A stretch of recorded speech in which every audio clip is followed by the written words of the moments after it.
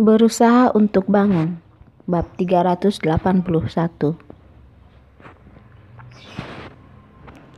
Dalam kebingungan, Carson yang tertidur lelap itu mendengar suara Arila. Suaranya itu terdengar dari jauh dan makin mendekat. Semakin lama semakin jelas, semakin lama semakin keras. Suara yang rendah dan lembut itu sedang memanggil namanya, membawanya keluar dari dunia gelap yang tidak diketahuinya. Carson mendengar Arila memanggilnya, mendengar Arila sedang membicarakan hal mengenai Rila kecil dengannya, mendengar Arila membicarakan banyak hal mengenai mereka. Carson merasakan air mata Arila yang hangat menetes setetes demi setetes di wajahnya, membuat hatinya sakit. Seumur hidupnya, hal terakhir yang ingin dilihatnya adalah air mata Arila. Dia berharap bisa membuatnya tersenyum, berharap bisa membawa kebahagiaan padanya. Carson berusaha sangat keras ingin menjawab Arila, ingin mengatakan padanya agar Arila jangan khawatir, dia akan segera baik-baik saja. Tetapi dia tidak dapat mengeluarkan suara, tidak bisa membuka matanya, tidak bisa memberikan pesan apapun pada Arila. Carson berjuang untuk melawan, berjuang dengan tekad terbesarnya untuk melawan, tapi tampaknya sama sekali tidak berguna. Dia masih tidak bisa membuka mulutnya, masih tidak bisa membuka matanya, masih tidak bisa bergerak, dan hanya bisa merasa khawatir dalam hatinya.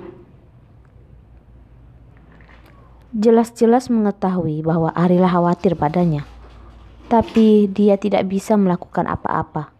Perasaan tak berdaya seperti ini sama seperti ketika dia kehilangan Arila beberapa tahun yang lalu. Carson bahkan tidak tahu di mana dirinya berada saat ini. Tidak tahu mengapa dia berbaring di sini. Tidak tahu mengapa dia tidak bisa berbicara. Tidak tahu berapa lama ketidakberdayaan ini akan berlangsung. Carson tidak tahu apa-apa dengan jelas. Tapi dia tidak menyerah. Dia berusaha keras, mencoba membuat sedikit reaksi. Dia harus memberitahu Arila bahwa dirinya baik-baik saja. Arila masih terisak-isak pelan. Suara tangisnya, air matanya, seperti sebuah cakar yang mencakar hatinya dengan kejam. Arila, jangan menangis. Carson mencoba menggerakkan bibirnya, ingin memberitahu Arila, tapi Carson masih tidak bisa mengeluarkan suara. Tapi Arila yang sedang menangis dengan sedih, itu kali ini dia tidak melewatkan sinyal yang Carson berikan padanya. Ketika matanya buram dikarenakan menangis, dia sepertinya melihat bibir Carson terbuka dengan pelan 2 kali. Arila dengan bersemangat meraih tangan Carson dan berkata, "Carson, apa kamu mendengarku berbicara?" Carson tidak menjawab. Tapi Arila tidak menyerah. Dia mengatupkan bibirnya, lanjut berkata, "Jika kamu mendengarku berbicara, kamu buka lagi mulutmu untuk memberitahuku. Tidak masalah jika tidak dapat mengeluarkan suara. Gerakkan saja bibirmu agar aku tahu kamu mendengar perkataanku." Arila begitu berharap Carson akan memberinya sedikit reaksi, agar dia tahu bahwa tadi dia tidak salah lihat, dan Carson tadi benar-benar membuka mulutnya. Setelah mengatakan perkataan ini, Arila dengan gugup menelan air liurnya, menatap Carson dengan mata terbuka lebar. Akhirnya dia menunggu dan melihat Carson dengan pelan membuka bibirnya. Meskipun gerakannya sangat pelan dan juga itu hanya sekilas saja, Arila masih dapat melihatnya dengan jelas. Carson memberi respon padanya. Carson benar-benar mendengar apa yang dikatakannya. Jadi Carson memberinya respon agar dirinya tidak perlu khawatir. Arila sangat emosional. membungkukkan tubuhnya dan mencium bibir pucat Carson dengan lembut. Carson, aku tahu kamu mendengarkanku. Aku akan memanggil dokter untuk memeriksa kondisimu. Jangan khawatir, aku akan selalu menemani di sisimu. Kamu tidak akan kenapa-kenapa. Carson memberikan sedikit respon untuk Arila. Arila melihat harapan bahwa Carson tersadar. Langsung merasa bahwa dia begitu bahagia seakan memiliki seluruh dunia. Arila bergegas memanggil dokter, memberitahu dokter mengenai situasi yang baru saja terjadi. Dokter juga sangat emosional setelah mendengarkannya. Kesadaran yang mereka rujuk tidak selalu berarti bahwa Carson harus sadar seperti orang normal. Carson dapat merasakan dunia luar saja, itu sudah dianggap sebagai semacam kesadaran.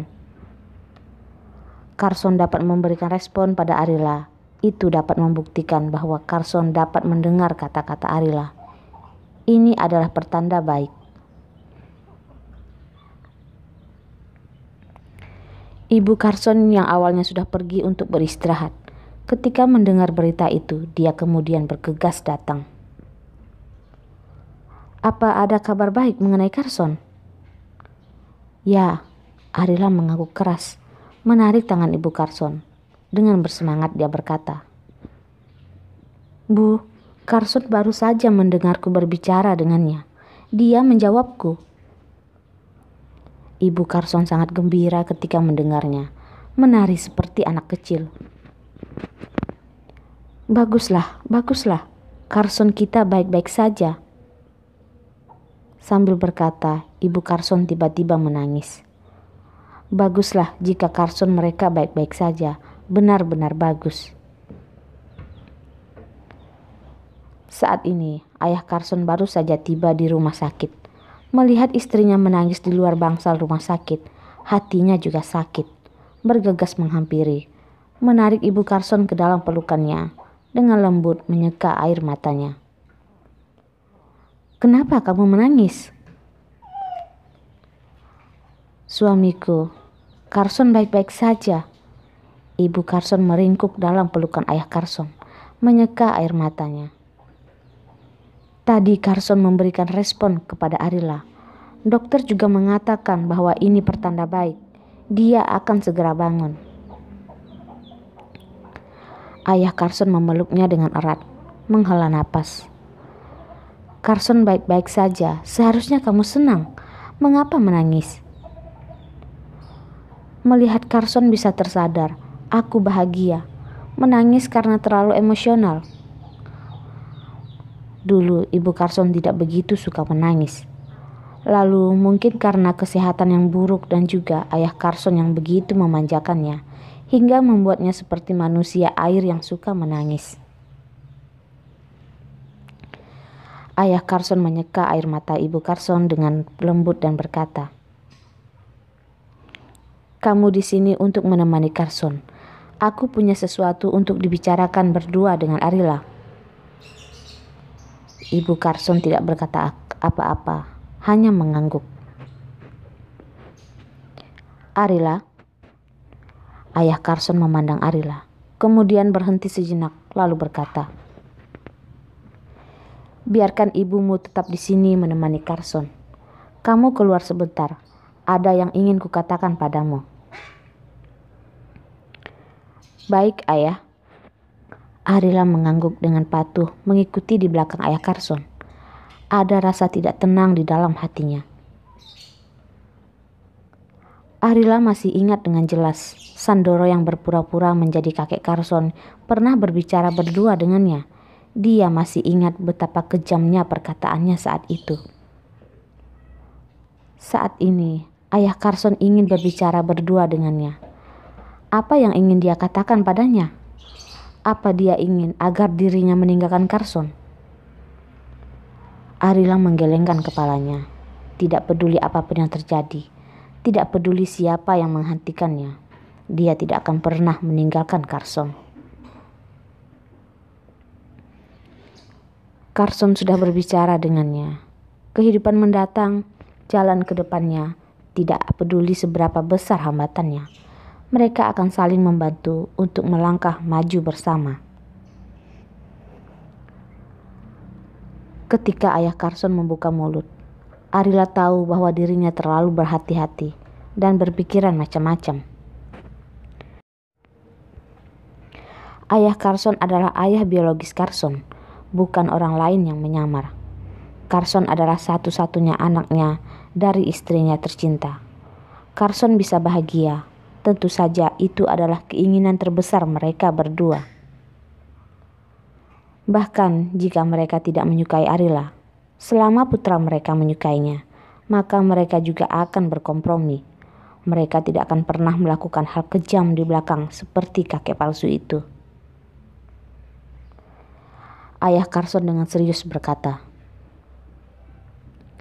"Arila, aku telah bertanya tentang sumber virus HDR dari mulut Sandoro dan juga meminta orang untuk menyelidikinya, mengkonfirmasi keaslian sumber virus HDR." "Ayah," Arila melihat ekspresi ayah Carson yang sangat serius. Ada kecemasan yang tidak bisa dihindari dari hatinya. "Katakan apa yang ingin kamu katakan padaku. Aku mampu menanggungnya," kata Arila.